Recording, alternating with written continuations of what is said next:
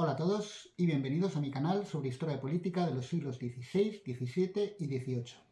Soy Juan Francisco Pardo y enseño Historia Moderna en la Universidad de Valencia. En este vídeo voy a tratar de uno de los pensadores más influyentes de toda la historia, Nicolás Maquiavelo, nacido en Florencia en 1469 y muerto en la misma ciudad en 1527. Sobre Maquiavelo hay una cantidad enorme de estudios, muchos de los cuales están disponibles en Internet. También hay muchos vídeos sobre su vida y su obra que se pueden ver en YouTube. Una parte de estos trabajos y de estos vídeos están elaborados por académicos y otra, no pequeña, por divulgadores. Y en muchos de esos vídeos, de esos libros o de los artículos en revistas especializadas, se propone el pensamiento de Maquiavelo como válido para el mundo actual. Y los supuestos consejos que da el pensador florentino, como el de que el fin justifica los medios, o mejor ser temido que ser amado, como claves para el éxito, tanto en la vida política como en el mundo de los negocios o incluso en la vida privada. No voy a tratar de estas cosas en este vídeo, tampoco de la vida de Maquiavelo, ni directamente de su obra. Más bien voy a comentar lo que otros autores han dicho sobre Maquiavelo, sobre su obra y sobre su pensamiento. En concreto, 4 autores: Leo Strauss, Isaiah Berlin, Anthony Parel y Erika Benner. Quizá no sean los maquiavelistas más importantes de todos los tiempos, pero desde luego están entre ellos, y los 4 son expertos muy cualificados y nos ofrecen perspectivas muy diferentes e interesantes sobre el pensamiento del florentino. Desde luego, para entender a un autor, lo mejor es leer su obra: El Príncipe, los discursos sobre la primera década de Tito Livio, El arte de la guerra, sus obras literarias y poéticas, las obras completas de Maquiavelo. No hay ninguna duda, lo mejor es acudir directamente a las fuentes. Pero cuando se trata de un pensador difícil y lejano en el tiempo, en el caso de Maquiavelo 500 años, no está de más que busquemos la ayuda de aquellos que han dedicado sus esfuerzos, a menudo durante años, a desentrañar su pensamiento. Empecemos, pues, por el primero de nuestros autores. Leo Strauss fue un filósofo nacido en Alemania en 1899 en una familia judía. Fue discípulo de Cassirer, Husserl y Heidegger. En los años 30 emigró a Estados Unidos, no hace falta explicar por qué, donde se labró una importante carrera académica. La valoración que hace Leo Strauss del pensamiento de Maquiavelo no se limita a su obra, sino que se refiere también al autor, al que califica de maestro del mal. Hacer un juicio de esta índole, un juicio moral sobre Maquiavelo, iba contracorriente porque en el siglo XX ya no pesaban mucho los tradicionales juicios negativos sobre el pensamiento de Maquiavelo que se habían hecho desde el siglo XVI, sino sobre todo se valoraba su consideración como fundador de la ciencia política o como precursor del patriotismo italiano. Pero Strauss prefiere el juicio tradicional y negativo sobre Maquiavelo, por anticuado que pudiera parecerle, porque para él Maquiavelo es un pensador inmoral e irreligioso. Entre los aspectos más importantes de la aproximación de Strauss a Maquiavelo en este libro publicado en 1958, que se llama Pensamientos sobre Maquiavelo, destaca la lectura muy cuidadosa que hace de los textos y su original análisis. Strauss valora con mucha atención tanto lo que dice Maquiavelo como lo que calla, como los silencios sobre cuestiones que, con toda lógica, de acuerdo con la estructura del texto, debería haber tratado, pero que decide callar Maquiavelo. Y también analiza Strauss con mucho cuidado las contradicciones e inexactitudes en que incurre el florentino, que Strauss considera que son deliberadas, que son como unas trampas que tiende Maquiavelo al lector para llevarlo hacia las conclusiones a las que le quiere llevar Maquiavelo. Incluso Strauss lleva a cabo un estudio numerológico, casi cabalístico. Por ejemplo, sobre el significado que puede tener el número de capítulos de las 2 obras principales de Maquiavelo, El Príncipe y los discursos sobre la primera década de Tito Livio. Y explica los resultados de ese estudio cabalístico de forma muy convincente. Por poner un ejemplo, resulta que El Príncipe solo tiene 26 capítulos. Y Strauss se pregunta qué significado puede tener que solo tenga 26 capítulos, que sea este número preciso y no otro. Y entonces se le ocurre ir a los discursos sobre la primera década de Tito Livio y buscar el capítulo 26. ¿De qué tratará el capítulo 26? Pues resulta que trata del príncipe. Trata del príncipe nuevo, del mismo tema que trata todo el libro de El Príncipe. Claro, los discursos son posteriores a la redacción del Príncipe. Entonces Strauss se pregunta si en este capítulo 26 de los discursos, que supuestamente aludiría a los 26 capítulos del Príncipe, nos está dando alguna clave de lectura. Maquiavelo está dando una clave de lectura en su obra más gruesa, que son los discursos, de su obra más fina, que es El Príncipe. Y las conclusiones a las que llega son sorprendentes. En el análisis que hace Strauss en sus pensamientos sobre Maquiavelo, de este capítulo 26 de los discursos sobre la primera década de Tito Livio, pues Strauss nos llega a convencer de que Maquiavelo es no ya un maestro del mal, sino prácticamente un demonio. No quiero hacer spoiler a nadie, recomiendo leer las páginas que dedica Strauss a ese análisis numerológico de las obras de Maquiavelo, porque el resultado es fascinante. A diferencia de Strauss, el siguiente autor que vamos a ver, Isaiah Berlin, no se preocupa por la maldad o la bondad del pensamiento de Maquiavelo.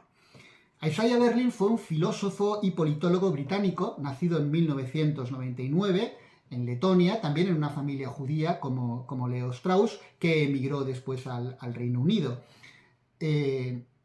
Allí se formó Isaiah Berlin y dedicó su carrera a la historia de las ideas y dedicó numerosísimos trabajos a esta materia, entre ellos un largo artículo consagrado a lo que él denomina la originalidad de Maquiavelo.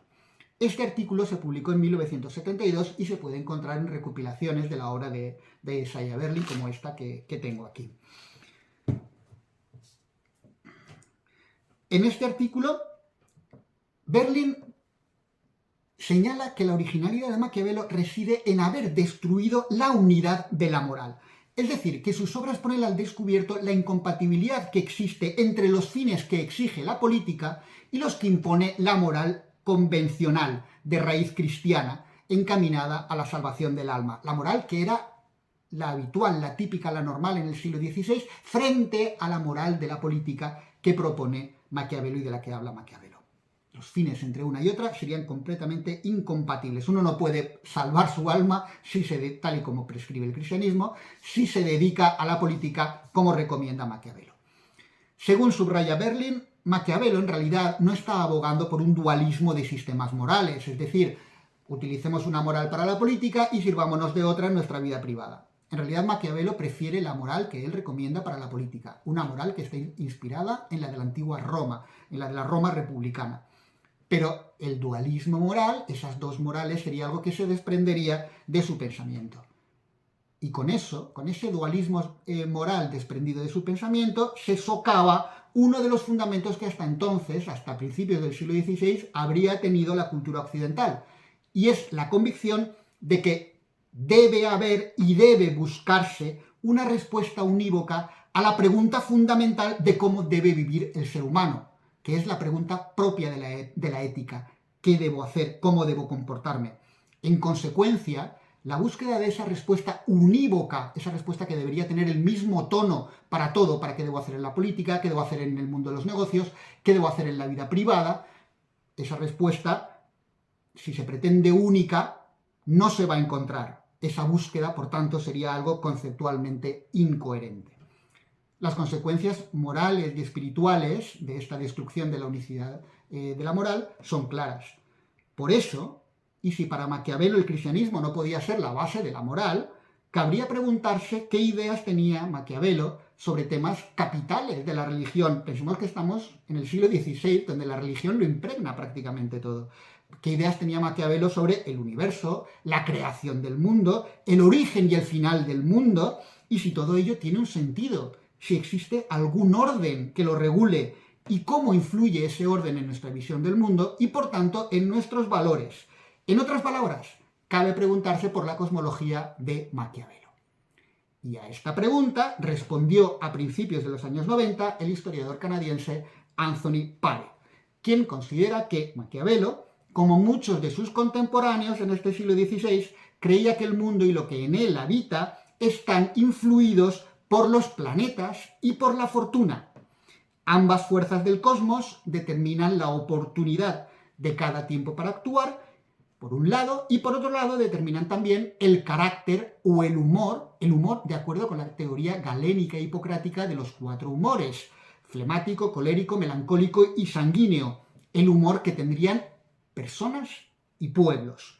Para tener éxito, las personas y los pueblos deben conocer las influencias que actúan sobre los tiempos y sus humores, y no ir contra ellas. Deben conocer, por tanto, los astros, el movimiento de los astros y cómo actúan sobre ellos, y deben prestar atención a los vaivenes de la fortuna, que es esa fuerza que simboliza el azar, lo inesperado, lo arbitrario en el mundo, y no deben ir contra ello, porque si así lo hicieran, si van contra ello, estarían abocados al fracaso.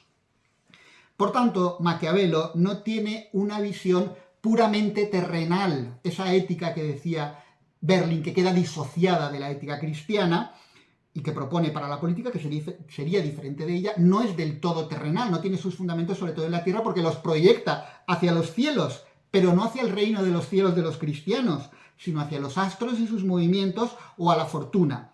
Por tanto, no está dejando lugar, según nos dice Parel en este libro, que se llama The Machiavellian Cosmos, publicado en 1992, según nos dice Parel, no se deja espacio en esta cosmología maquiaveliana a la providencia divina. La última autora que voy a comentar es Erika Benner, filósofa de la política muy interesada por las cuestiones éticas y profesora de varias de las universidades más prestigiosas de todo el mundo. En sus libros sobre Maquiavelo, por ejemplo, en La ética de Maquiavelo o El príncipe de Maquiavelo, publicados ambos ya en este siglo, Benner pretende desmontar el prejuicio contra el florentino, lo de Strauss, que sería un maestro del mal, y demostrar que sus consejos inmorales en realidad no responden al pensamiento del florentino. Para Benner, esos consejos y esas máximas en realidad son recursos retóricos, ironías o contradicciones deliberadas que tienen la finalidad de que el lector reflexione y llegue a sus propias conclusiones. Es más, la obra de Maquiavelo a lo que iba encaminada es a denunciar la corrupción del lenguaje, una corrupción propia de los políticos que disfrazan sus fines egoístas con palabras y expresiones virtuosas. ¿Os suena de algo? Seguro que sí. Nada ha cambiado en estos 500 años. Maquiavelo no aprobaría ninguna de las recetas inmorales que se le atribuyen, ni aquella tan celebérrima de que el fin justifica los medios, o la de que más vale ser temido que amado, ni sus supuestos consejos para usar bien de la crueldad. Al contrario, según Erika Benner, Maquiavelo promueve una ética política basada en 3 pilares fundamentales: en la justicia, la autolimitación de las propias ambiciones y el reconocimiento de los derechos y los intereses de los demás.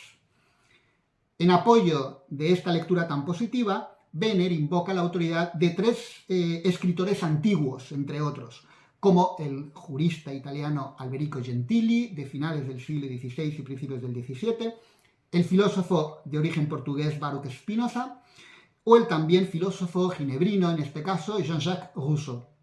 Spinoza de finales del XVII, Rousseau del siglo XVIII, uno de los grandes ilustrados. Estos escritores ya en su día alabaron como moralmente ejemplar el pensamiento de Maquiavelo en contra de la opinión preponderante, que lo condenaba como inmoral. Aunque a este trabajo, a estas reflexiones de Erika Benner se le achacan algunas críticas, por ejemplo, que atribuye a Maquiavelo una ética de contenido prácticamente kantiano, lo que sería anacrónico para alguien del siglo XVI, o querer ver en la obra de Maquiavelo dobles mensajes en pasajes donde no los habría. A pesar de todo ello, las aportaciones de Benner merecen una reflexión, merecen que reflexionemos sobre ellas, porque suscitan la duda de si lo que entendemos coloquialmente por maquiavelismo en realidad responde al pensamiento de Maquiavelo o no es más que una interpretación sesgada de ese pensamiento, de la obra de Maquiavelo. Y en este último caso nos tendríamos que preguntar por qué, si el pensamiento de Maquiavelo no es tan malvado o no está orientado a una ética del mal, por qué su obra ha sufrido tantos ataques desde mediados del siglo XVI hasta nuestros días y por qué ha prevalecido hasta hoy todavía el juicio moralmente negativo sobre el maquiavelismo. ¿Es que nadie, quitando a Alberico Gentili, a Spinoza o a Rousseau, había entendido bien a Maquiavelo? Bueno, hay una explicación de la condena de Maquiavelo que puede abarcar ambas posibilidades.